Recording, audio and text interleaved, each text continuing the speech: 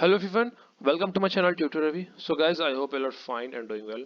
And guys, आप में से बहुत से स्टूडेंट्स होंगे पीटीयू एफिलिएटेड कॉलेजेस के जिन्होंने जो अभी फोर्थ सेमेस्टर में होंगे और जिन्होंने लास्ट सेमेस्टर में M3 का एग्जाम दिया होगा।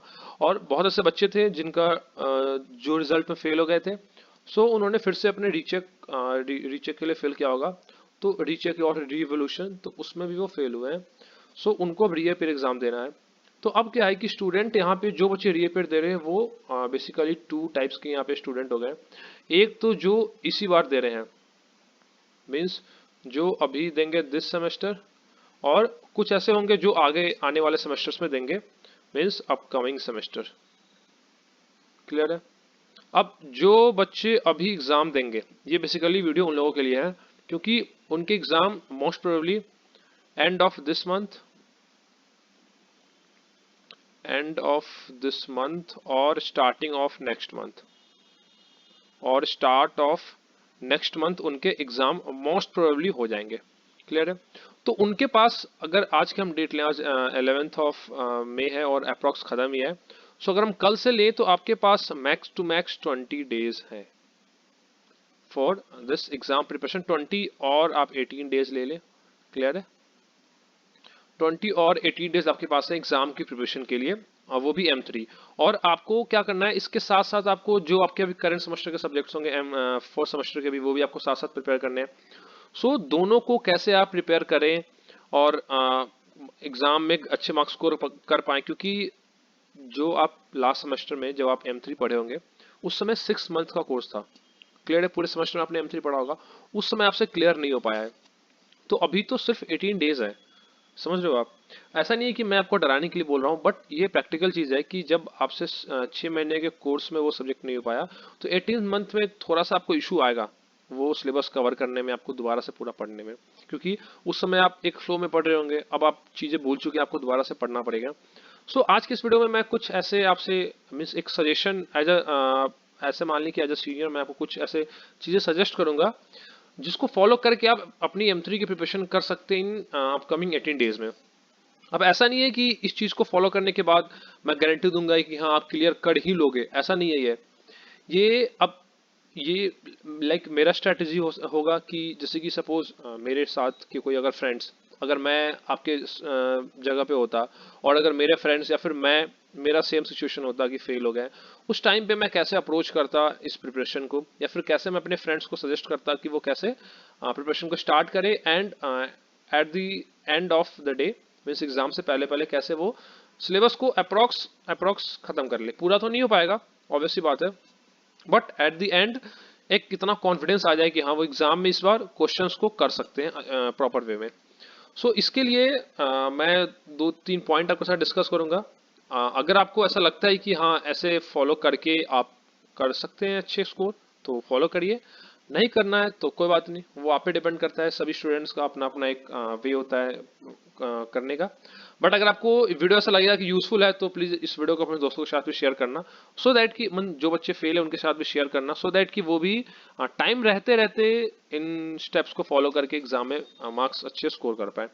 सो गाइज मैं सबसे पहले ये बोलूंगा कि सबसे पहले आपको M3 में आपको पता होगा कि M3 में यूनिट 1, 3, 4 जो है वो मीन्स 70% जो सिलेबस है वो किस पे बेसिस है, डिफरेंशिएशन एंड इंटीग्रेशन पे उसका यूज कहीं ना कहीं है। तो मैं आपको बोलूंगा सबसे पहले आपको basic knowledge of differentiation and integration होना चाहिए। डिफरेंशिएशन एंड इंटीग्रेशन जो आपने लाइक 11th और 12th में आपने पढ़ा होगा, वो वाली knowledge class 11th and 12th वाले जो आपने इंटीग्रेशन डिफरेंशिएशन पढ़ा होगा उसका पहले आपको बेसिक नॉलेज होना चाहिए। अब ये चीज़ आप कहाँ से करेंगे, तो आप YouTube पे जाएं, और YouTube पे जैसे कि जो बच्चे 11th और 12th क्लास में जब एग्जाम देते हैं तो उस टाइम पे क्या होता है, बहुत ऐसे यूट्यूब चैनल्स हैं जो क्या करते हैं एग्जाम से पहले पहले एक 1 आवर और ले लिया हम 1.5 आवर, तो इतने टाइम का कोई भी वीडियो आप ऐसा सर्च करें, डिफरेंशिएशन इन 1 आवर और इंटीग्रेशन इन 1 आवर और डिफरेंशिएशन रिवीजन और इंटीग्रेशन रिवीजन, तो वहां पे 1 से 1.5 घंटे का जो भी वीडियो होगा डिफरेंशिएशन पे और इंटीग्रेशन पे, पहले आप उसको देख ले। उससे क्या होगा कि आपके जो बेसिक कॉन्सेप्ट्स हैं वो क्लियर हो जाएंगे, और इसकी हेल्प से जो आप आगे वाले टॉपिक्स को पढ़ेंगे तो वहां पे क्लियर कट यूज है डिफरेंशिएशन इंटीग्रेशन का, तो वहां पे आपको फिर वो चीज समझने में दिक्कत ना हो। बस आपको स्टेप पता होगा, आप डिफरेंशिएशन इंटीग्रेशन के जितने भी ट्रिक्स हैं वो लगाएंगे और क्वेश्चन सॉल्व। क्योंकि मैंने अपने टाइम पे ऐसे ही प्रिपरेशन किया था, पहले डिफरेंशिएशन इंटीग्रेशन, उसके मैंने फॉर्मूलाज लिख लिए थे एक जगह पे, मैंने फॉर्मूलाज को याद कर लिए थे। उन फॉर्मूलाज पे भी वीडियो ऑलरेडी अपलोडेड है मेरे चैनल पर, आप जाकर उन वीडियोस को रेफर कर सकते हैं। कुछ इंपॉर्टेंट फॉर्मूलाज जिनका यूज है वो एक क्या है कि जब लास्ट टाइम थर्ड सेम में थे आप, तो उस टाइम पे मैंने लास्ट ईयर अराउंड जुलाई और अगस्त से मैंने एक प्लेलिस्ट स्टार्ट किया था, इंजीनियरिंग M3 इंजीनियरिंग मैथमेटिक्स के नाम से वो प्लेलिस्ट है। वो मैंने पूरा सीरीज स्टार्ट किया था, उसमें मैंने पूरा सिलेबस को कवर किया था एक्सेप्ट जो सीक्वेंस सीरीज वाला पार्ट है।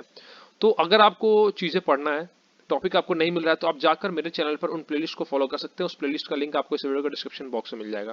क्लियर है? उसमें मैंने सभी चीजों को डिटेल में डिस्कस किया है। पहले मैंने जो भी टॉपिक है उसको मैंने पहले इजी वे में एक्सप्लेन किया, फिर मैंने एग्जाम्पल लिया।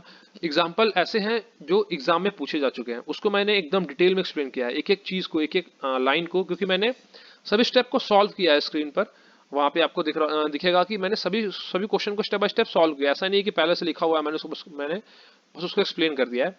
मैंने सभी क्वेश्चन को लाइन बाय लाइन एक्सप्लेन किया वहां पे, तो वहां से जाकर आप उन वीडियोस को देख सकते हैं। और उसमें लाइक सभी unit 1, unit 3, unit 4 differentiation integration सब जितने भी टॉपिक्स हैं उसमें ट्रिपल इंटीग्रल भी है, डबल इंटीग्रल भी है, तो वो सब उसमें कवर्ड है। क्लियर है? और प्रीवियस ईयर्स में जो क्वेश्चन पूछे जा चुके हैं उस पर भी एक प्लेलिस्ट है ऑलरेडी, उसका भी लिंक मैं इस वीडियो के डिस्क्रिप्शन बॉक्स में डाल दूंगा, तो वहां से जाकर आप उस प्लेलिस्ट को भी फॉलो कर सकते हैं। तो एक तो हो गया आपको बेसिक नॉलेज होना चाहिए, और आप फॉर्मूला को एक पेज पे लिख लें डिफरेंशिएशन का, इंटीग्रेशन का, उसको याद कर ले। वो कौन कौन से फॉर्मूलाज है उसका भी वीडियो है, वो आपको उसी प्लेलिस्ट में स्टार्टिंग में मिल जाएगा टॉप पे। क्लियर है? तो अब चलते हैं हम सेकंड पॉइंट के ऊपर। सेकंड पॉइंट में क्या करना है आपको, कि आपको करना है previous year question. Previous year question with solution, with detail solution मैं लिख रहा हूं, डिटेल सॉल्यूशन।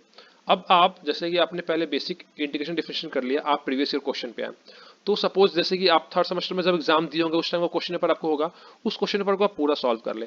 अगर आपको क्वेश्चन नहीं आ रहा है तो आप टीचर से कंसल्ट करें, जिस फ्रेंड का क्लियर हो गया उससे आप बात करें, या फिर नेट पे सर्च करें, आप सभी क्वेश्चंस का एक जगह आंसर लिखें। अगर आपको नहीं समझ में आ रहा है उसको याद कर ले आप बेशक, क्योंकि इससे हेल्प क्या होगा, एक हेल्प मैं एक बता रहा हूँ एग्जाम्पल, कि सपोज आपके एग्जाम में 15 क्वेश्चन आते हैं टोटल, तो इसमें से तो ऐसा तो 15 क्वेश्चन है, तो मान ले कि कुछ क्वेश्चन ऐसे होंगे जो सिमिलर टॉपिक से हो सकते हैं, बट 10 यूनिक टॉपिक से तो क्वेश्चन कवर हो सकते हैं ना इसमें। क्लियर है गाइस? और एग्जाम में क्या होता है, एग्जाम में हर एक सेक्शन से इक्वल इक्वल नंबर के क्वेश्चन पूछे जाते हैं अप्रॉक्स। तो अगर आप प्रीवियस ईयर क्वेश्चंस को पूरा सॉल्व कर लेते हैं तो उससे आपको पहला बेनिफिट क्या होगा, कि आपके सभी सेक्शन के कुछ कुछ टॉपिक क्लियर होगा। सपोज फर्स्ट यूनिट में है maxima minima, maxima and minima से एक क्वेश्चन आया आपको एग्जाम में, आपने क्या करना है, आपको जो क्वेश्चन है आप जाएं मेरे चैनल पर भी जाकर देख सकते हैं, या फिर आपको जहां से भी इजी लगे आप सर्च करें यूट्यूब पे मैक्सिमा मिनिमा विद 2 वेरिएबल्स। आप क्या करें, पहले मैक्सिमा मिनिमा विद 2 वेरिएबल का वीडियो होगा, छोटा सा वीडियो होगा, कोई भी वीडियो देखेंगे आप मेरे चैनल पे भी जो है 10 मिनट 15 मिनट, उसको आप 1.5 पे करके देख लें एक बार वीडियो, कैसे कैसे जो उसमें एग्जाम्पल है वो किया गया। फिर आप क्या करें, जो प्रीवियस ईयर क्वेश्चन है उसको ट्राई करें, आप सॉल्व हो गया तो इससे क्या बेनिफिट हुआ आपका, कि यूनिट 1 का एक टॉपिक भी हो गया आपका, और एक क्वेश्चन भी आपका एग्जाम प्रीवियस ईयर सॉल्व हो गया। और पीटीयू में चांसेस होते हैं कि प्रीवियस ईयर से क्वेश्चन मैच कर जाए, बहुत चांसेस होते हैं। अगर क्वेश्चन एग्जैक्ट नहीं मैच होगा तो टॉपिक से तो आ ही जाएगा, लाइक मैक्सिमम मिनिमा से जो पूछा गया होगा आपके टाइम पे थर्ड सेमेस्टर में, तो इस सेमेस्टर में भी मैक्सिमम मिनिमा से क्वेश्चन पूछा गया होगा, बट यूनिट चेंज होगा, थोड़ा सा क्वेश्चन का पैटर्न चेंज होगा, बट उसमें पैटर्न जो स्टेप तो फॉलो तो सेम ही होगा, आपको तो सेम स्टेप फॉलो करना है। एक ये चीज हो गया। अब सपोज आपको एक क्वेश्चन आ गया ट्रिपल इंटीग्रल से, तो अगर आपने ट्रिपल इंटीग्रल के पहले कोई क्वेश्चन सॉल्व कर रखे हैं तो आपको तो पता होगा कि इंटीग्रेशन लगाना कैसे है। क्वेश्चन यूनिट कुछ भी हो जाए, क्वेश्चन का पैटर्न चेंज कर दे, कॉन्सेप्ट तो इंटीग्रेशन का ही लगेगा ना, तो आपको पता होगा तो आप तो अप्लाई कर सकते हो। सेम अगर हो गया हायर डिफरेंशियल इक्वेशन है यूनिट 4 का, तो उसमें भी एक टॉपिक से क्वेश्चन आ गया, मान लो आपके टाइम पे थर्ड सेमेस्टर में आया होगा, आपने उसको वहां पे नहीं सॉल्व कर पाए, बट आप उस क्वेश्चन को अभी रिवाइज करें, उस कॉन्सेप्ट को पढ़ लें एक बार, क्वेश्चन प्रैक्टिस कर लें, एक क्वेश्चन प्रैक्टिस कर लें, अगर क्वेश्चन समझ में आ गया फिर आप प्रीवियस ईयर ट्राई कर लें, डायरेक्ट हो गया। क्लियर है? तो इससे बेनिफिट क्या हुआ आपको, कि एक तो आप जैसे कि प्रीवियस ईयर के आपने 15 क्वेश्चन सॉल्व किए, तो आपके सभी 15 क्वेश्चन, या फिर आपने प्रीवियस ईयर के पेपर सॉल्व कर लिया कंप्लीट, तो उससे क्या हुआ कि आपके सभी यूनिट्स के कुछ कुछ टॉपिक कंप्लीट हो गए। तो एक थोड़ा सा आपको कॉन्फिडेंस आएगा कि ठीक है मैंने सभी यूनिट से क्वेश्चन कर लिए हैं। उसके बाद क्या करें कि जब टाइम फिर भी बच रहा है तो आप क्या करें, उसके जो आसपास वाले टॉपिक हैं उसको भी कंप्लीट कर लें। फिर या फिर अगर ऐसा है कि आपको टॉपिक नहीं पता चल पा रहा है तो मैंने अपने चैनल पर एक वीडियो बनाया था, आपके जो जब थर्ड सेमेस्टर एग्जाम था लास्ट टाइम, तो वहां से आपको मिल जाएगा, प्लेलिस्ट में एडेड है। उसमें मैंने डाला था कि इंपॉर्टेंट क्वेश्चन कौन कौन से हैं, इंपॉर्टेंट टॉपिक्स। अब ऐसा नहीं है कि 100% वही टॉपिक आएगा, बट उसमें से टॉपिक मैच होने के चांसेस बहुत सारे हैं। और जो पेपर आपके थर्ड सेमेस्टर में आया था पिछली बार, उस पेपर में जितने भी क्वेश्चन थे, जितने टाइप क्वेश्चन थे, जो टॉपिक्स थे, वो मैंने पहले ही बताए थे, पहले डिस्कस किए थे आपके साथ, और मैंने बोले थे कि ये इंपॉर्टेंट टॉपिक्स इससे आ सकते हैं क्वेश्चन, और क्वेश्चन उससे मैच भी किया था। और मैंने इसका एक कम्युनिटी पोस्ट भी डाला था अपने चैनल पर कि जो क्वेश्चंस पूछे गए हैं वो मैंने ऑलरेडी करवा चुका है। आप जाकर मेरे चैनल पर कम्युनिटी पोस्ट में वो पोस्ट को चेक कर सकते हैं, मैंने उस टाइम अपलोड किए थे। क्लियर है? तो एक आप ऐसे कर सकते हैं, इससे आपको हेल्प मिलेगा। उसके बाद भी टाइम मिलता है तो आप फिर आसपास वाले टॉपिक को पढ़ें, क्योंकि आपके पास इन 18 डेज में आपको अपने सेमेस्टर का भी तो सब्जेक्ट पढ़ना है जो आपके इस सेमेस्टर में है। क्योंकि बीटेक में मैक्सिमम टाइम होता है कि स्टूडेंट एंड में आके सिलेबस का प्रिपरेशन स्टार्ट करते हैं, तो आपको एंड में आके मैथ्स भी करना है और बाकी सेमेस्टर बाकी जो सब्जेक्ट्स हैं वो भी करने हैं। और M4 अभी तो आपके पास M4 भी होगा मैथ्स का, समझ रहे हैं? तो ऐसे कर सकते हैं। अब कोई स्टूडेंट अगर ऐसा होगा जो स्टार्टिंग से पढ़ना बैठ गया फर्स्ट यूनिट से, तो ऐसा होगा कि उसके टाइम आते आते 1 या 2 यूनिट ही खत्म हो पाया, तो वो एग्जाम में सिर्फ 2 यूनिट का ही क्वेश्चन कर पाएगा, बाकी 2 यूनिट तो छूट ही गए उसके। लेकिन अगर आप प्रीवियस ईयर क्वेश्चन सॉल्व करें तो आपको 4 यूनिट का कुछ ना कुछ आइडिया है। तो सपोज ऐसा हुआ कि सपोज आपने यूनिट 1 से, हाँ स्क्रीन पे मैं लिख रहा हूँ, यूनिट 1 से आपने एक टॉपिक किया, ए टॉपिक, सपोज टॉपिक ए है, और जो क्वेश्चन आ गया वो आ गया एक टॉपिक के कॉरस्पॉन्डिंग बी टॉपिक से। क्योंकि जो आपका सिलेबस यूनिट वाइज ऐसे डिवाइड है कि जो कॉन्सेप्ट ए में यूज हो रहा है उसका कॉन्सेप्ट बी में भी कहीं ना कहीं यूज होगा ही, ऐसे रिलेटेड है जो यूनिट्स के टॉपिक्स हैं। तो सपोज आपको बी से टॉपिक आ गया, बी टॉपिक से क्वेश्चन आ गया, आपको उसका आइडिया नहीं है, तो आप क्या करें, उसको आप रिलेट कर ले ए टॉपिक से, ऐसे एक बार आप रिवाइज कर ले। क्लियर है? तो उससे क्या होगा कि ए का थोड़ा बहुत कॉन्सेप्ट आप उसको बी में अप्लाई करके क्वेश्चन को सॉल्व करें। बेशक आपसे आंसर ना हो, बट आपको क्वेश्चन छोड़ना नहीं है, आपको पेज फिल करके आने हैं, वहां पे आपको हर एक क्वेश्चन को अटेम्प्ट करना है। क्लियर है? सो गाइज आई होप कि ये फॉलो करके आपको हेल्प मिले। मैं आपको अभी ये सजेस्ट नहीं करूंगा कि आप पूरा का पूरा सिलेबस पढ़ने बैठ जाए, उससे आपको फायदा नहीं होगा। उससे ये होगा कि आपको M3 के चक्कर में आपका M4 के भी कहीं एग्जाम रह ना जाए, M4 के भी सिलेबस रह ना जाए। सो मेरा सजेशन ये होगा कि आप पूरा सिलेबस करने ना बैठे। बाकी अगर आपको लगता है कि आप पूरा सिलेबस कर सकते हैं, आपके पास टाइम है, तो जरूर करें आप। लेकिन ये मेरा सजेशन था कि जैसे मैं अगर अपने टाइम पे फॉलो करता या मैं अपने फ्रेंड्स को बोलता या वो मेरे से पूछते कि क्या करना है, तो मैं ही सजेस्ट करता। सो गाइज अगर आपको कोई भी डाउट हो, कुछ पूछना हो, कोई क्वेरी हो, कोई सजेशन हो, तो आप इस वीडियो के कमेंट सेक्शन में मैसेज कर सकते हैं, या फिर आपको वीडियो के डिस्क्रिप्शन बॉक्स में या फिर कमेंट सेक्शन में मैं पिन कर दूंगा, आपको मेरा इंस्टाग्राम आईडी वहाँ पे डाल दूंगा, मैं ईमेल आईडी भी डाल दूंगा। आपको जहाँ पे कंफर्टेबल लगे आप मेरे से वहाँ पे आप मेल करके या फिर इंस्टाग्राम में मैसेज करके आप कोई भी क्वेरी, कोई इशू हो, पूछ सकते हैं। मैं ट्राई करूंगा कि आपके सभी इश्यूज को मैं जल्दी से जल्दी रिजॉल्व कर सकूं, सो दैट कि एग्जाम आते आते आपके सिलेबस भी कंप्लीट हो जाए, मीन्स आपका एक प्रिपरेशन अच्छी तरह हो जाए, आप एग्जाम को इजीली क्लियर कर पाए। क्योंकि M3 थोड़ा टफ होता है, सब हर एक टाइम पे हर एक सेमेस्टर्स में जब भी M3 आता है तो बच्चों को टफ लगता ही लगता है। तो आपको टेंशन लेने की जरूरत नहीं है, आप आराम से करते रहें।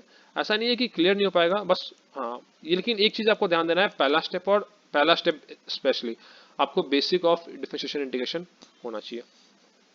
So guys thanks for watching the video, and अगर आपके कोई फ्रेंड्स भी हैं जिनको इशू है M3 में, तो उनके साथ भी इन वीडियोस को शेयर करें, इस वीडियो को।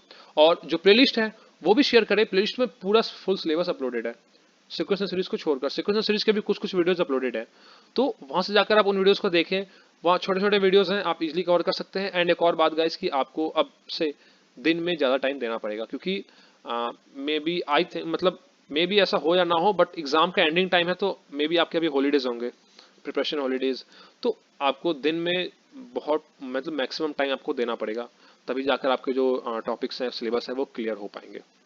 So guys thanks for watching the video, and कोई भी क्वेरी हो, कोई भी सजेशन चाहिए आपको, तो आप मैसेज कर सकते हैं मुझे, मैं आपके मैसेज का रिप्लाई डेफिनेटली करूंगा। So thanks for watching the video, and don't forget to like, share and subscribe. Thank you.